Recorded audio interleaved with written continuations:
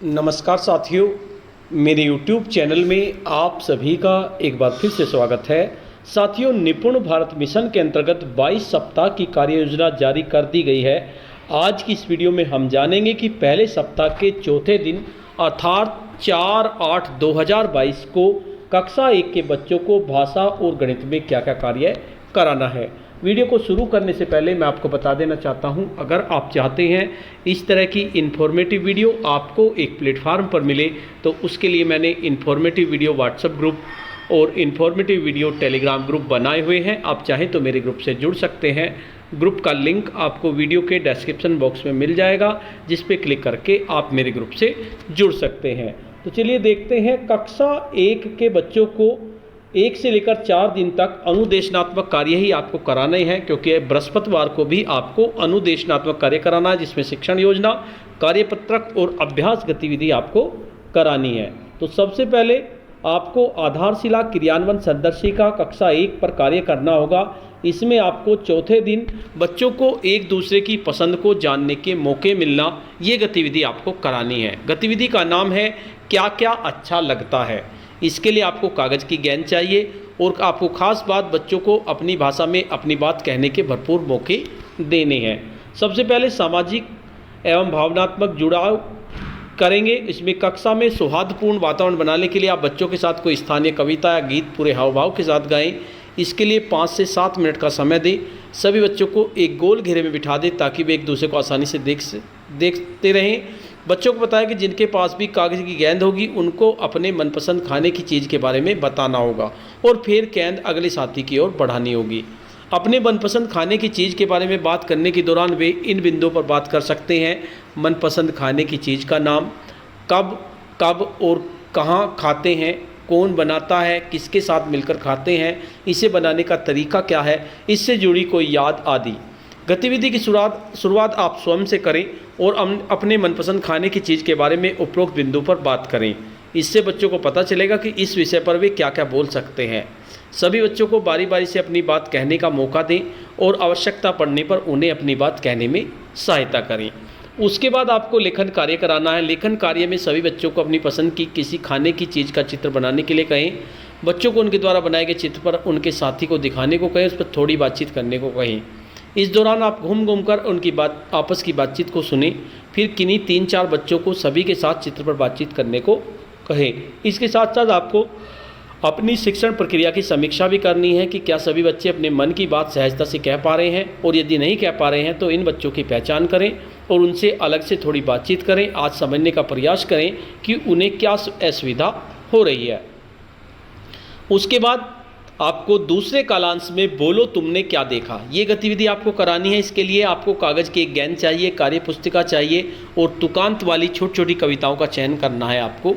और आपको खास बात ध्यान रखनी है, कार्य पुस्तिका कार्य करने के लिए बच्चों को उदाहरण सहित निर्देश दें। बच्चों को आपस में मिलकर कार्य करने का मौका दें और प्रोत्साहित करें। इसमें सबसे पहले आपको ध्वनि जागरूकता करनी होगी।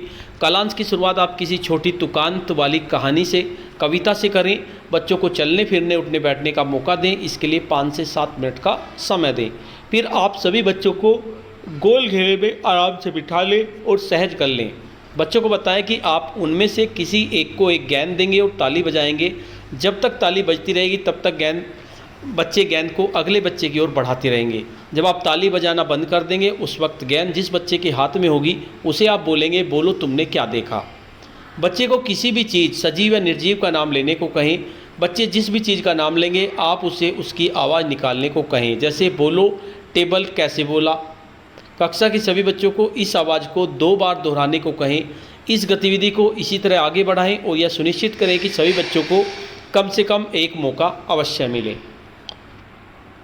उसके बाद आपको लेखन कार्य कराना है। सभी बच्चों से कार्य पुस्तिका के पाठ 4 पर कार्य करने को कहें। बच्चों को कार्य पुस्तिका पर कार्य करने संबंधित निर्देश दें। हो सकता है आपको एक से अधिक बार भी निर्देश देने पड़े। जब बच्चे कार्य पुस्तिका पर कार्य कर रहे हों तो कक्षा में घूम घूम कर उनके कार्य का अवलोकन करें और आवश्यकता के अनुसार उनकी सहायता करें। बच्चों द्वारा किए कार्य को दिखाने को कहें और उनकी प्रशंसा करें। इसके साथ साथ आपको शिक्षण प्रक्रिया की समीक्षा भी करनी है कि क्या सभी बच्चों ने कार्य पुस्तिका कार्य पूरी तरह से किया है। जिन बच्चों को कार्य करने में परेशानी हो रही है उनकी पहचान करें, उनसे बातचीत करें और उन्हें प्रोत्साहन दें। उसके बाद आपको तीसरे कालांश में साझा पठन और पढ़ने का अभिनव कराना है, जिसमें आपको बिग बुक से पठन कराना है। बिग बुक में माँ और बच्चे, ये कहानी आपको बच्चों को पढ़ानी है। बिग बुक की कहानी को पहले से आप पढ़ लें। उसके बाद आपको बिग बुक से पठन कराना है।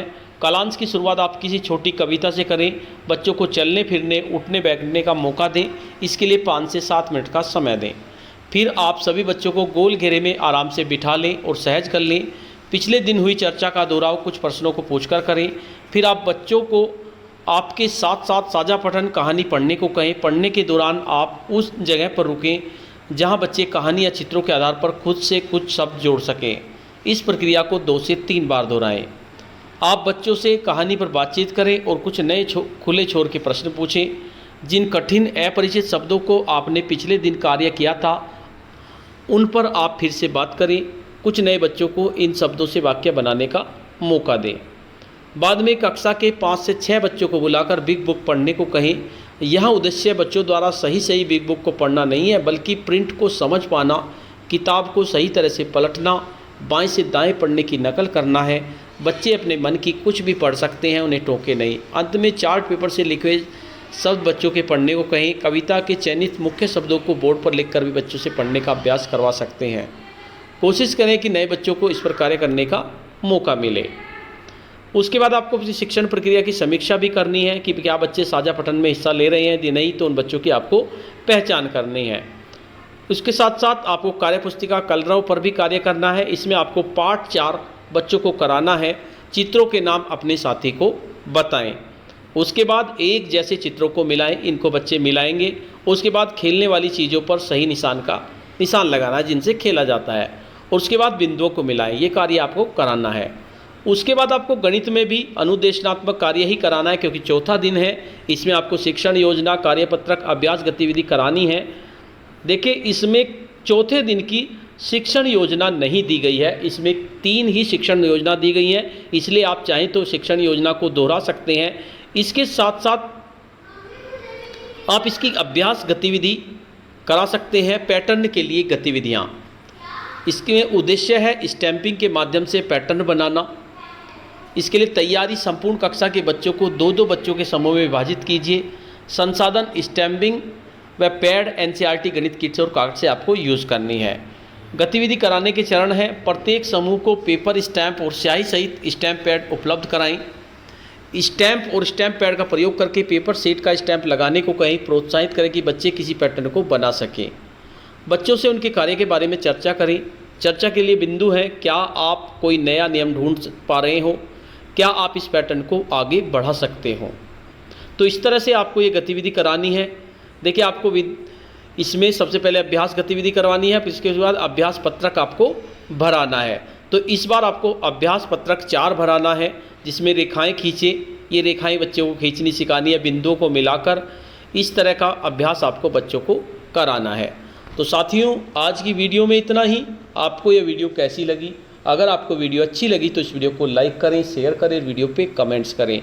और अगर आप मेरे चैनल पे नए हैं, पहली बार मेरे चैनल को देख रहे हैं, तो चैनल को सब्सक्राइब कर लें और बेल के आइकन को प्रेस कर दें, जिससे कि आपको नेक्स्ट वीडियो का नोटिफिकेशन मिल सके। धन्यवाद।